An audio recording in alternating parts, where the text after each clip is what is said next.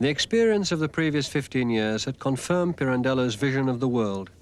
The emotional turmoil caused by Antonietta's committal released in him the burst of creative energy in which he wrote many of his most famous plays.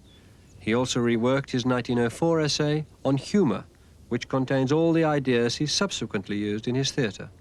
Humour is far more complex than comedy. And take Don Quixote, for example. You see, you want to laugh at the comedy in the character of this poor deranged man who involves everybody and everything in the disguise of his madness, but the laughter is not natural and easy. And what hampers it is a feeling of pity or sadness or even of admiration, because however ludicrous, the poor chap's adventures are truly heroic. Yes? Maestro, the curtain's going up in a quarter of an hour and Carlo still doesn't think his voice is up to it. Oh, England, and this is June. Have you finished learning his lines? Yes. Then you must go on. But I still don't see why that makes you a humorous writer rather than a comic one.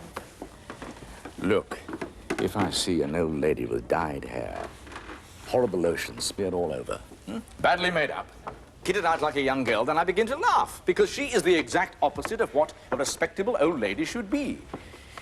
Now, I could stop here at this superficial comic reaction, but I might perhaps reflect that this old lady isn't happy being dressed up as an exotic parrot. Perhaps she is distressed by it, and maybe the poor thing does it in order to hold on to a much younger husband. Now I can no longer laugh the way I did before, and that is the precise difference between comedy and humor. Well, that's absolutely right. That's wonderful. Why don't you put that in your speech tonight? No. I put that in an essay 20 years ago. No, what they want to know is why I made that declaration of support to Mussolini last year. Well, he helped to fund this company, didn't he? Yes, that's true, he did. But I really do admire him. I am, in fact, not political at all. But I think Mussolini gives Italy a sense of reality. I don't understand you at all. Now you're a fascist. Once you were an anarchist, an individualist, a socialist. No, never a socialist. I am a Sicilian. I can remember what the Sicilian peasants and sulfur workers are like. How could they possibly believe in a class struggle in those conditions? In ogni popolo si possono trovare delle contraddizioni. Nei siciliani forse sono più pronunciate, più ricche in un certo senso. E anche Pirandello è un po' dentro questa contraddizione, insomma. Pirandello non condivide le istanze sociali che si muovono nei fasci siciliani, però la sua pietà per coloro che lavorano nel mondo della zolfara è grande.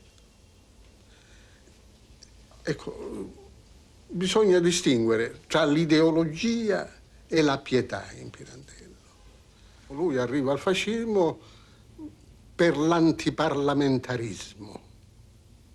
Non ha stima del Parlamento, ritiene che il Parlamento rappresenta una democrazia fittizia e non sostanziale, per cui quando si annuncia il fascismo che sopprime il Parlamento e instaura una dittatura, Pirandello ritiene che lì stia la salvezza dell'Italia.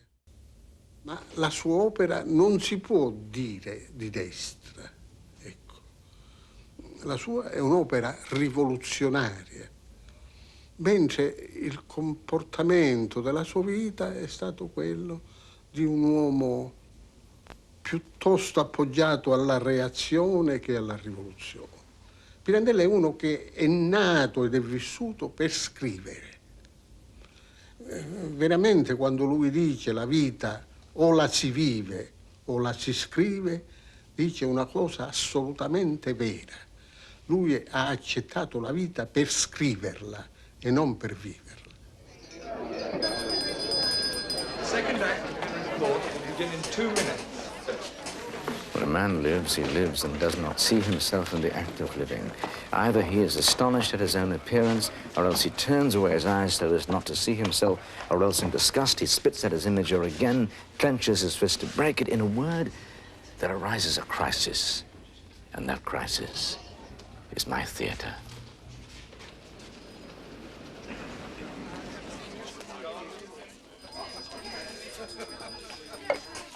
Like Six Characters in Search of an Author, Henry IV is about real and imaginary worlds, truth and fiction, madness and sanity.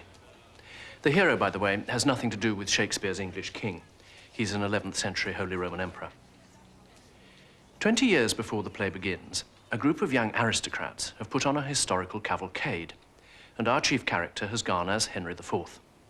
The woman he loves has gone as the Marchesa Matilda of Tuscany. During the procession, Henry falls from his horse, bangs his head, and wakes up believing he actually is the emperor. His family decide to humor this delusion, and being rich, provide him with a medieval castle and servants disguised as medieval courtiers.